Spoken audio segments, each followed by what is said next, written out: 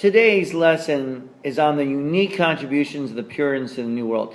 Now, the Puritans believed that their contribution to the New World was the purification of the England Church, which became known as the Anglican Church. Prior to the Puritans coming over to the New World, England was a country which was primarily Catholic in nature, at least from the beginning. The English king, however, saw Catholicism as a major threat to the power of the English king because the headquarters for Catholicism was in Italy. Now, Catholicism was headed by a pope which directly challenged the England king's own beliefs.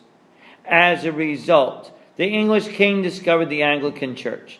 It was to be a Protestant church, but in many ways it was really an extension of the Catholic Church with one major difference. It did not have a pope. The Anglican Church rather had a king. Therefore, the threat of power between Italy's pope and the English king were dwindled down to nothing. Now, the Anglican Church survived well within Britain. However, when the Puritans arrived on the scene in Britain, they felt that the Anglican Church had some of the right premises, but had not gone far enough in its intellectual development. As a result, when the New World was discovered, the Puritans fled to the New World, knowing concretely that their new ideas and ways would not be accepted in England. Thus, the Puritans discovered the Congregational Church, or the Church of Latter-day Saints. Now, the Puritans believed everyone must follow this church. When people follow this church, they argued, they would be saved. In other words, they would be saved by God. These people were the only ones allowed by early colonial law to become members of the church. However, one major problem existed.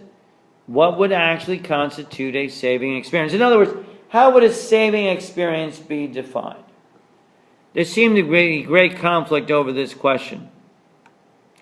Out of this religion came in due time, of course, Calvinism, discovered by John Calvin. Of course, Calvin believed in predestination. However, the Puritans' unique contributions was the discovery of a new religion which they felt all should follow, and all were free to follow it. The Puritans did not want other religions to dominate.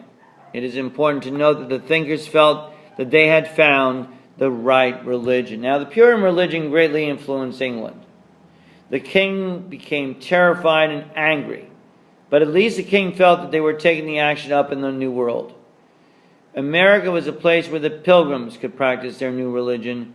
They were somehow independent, at least in some ways, from Britain. This is the idea they came over with. And yes, my scholars, they were able to accomplish their goal for many decades to come.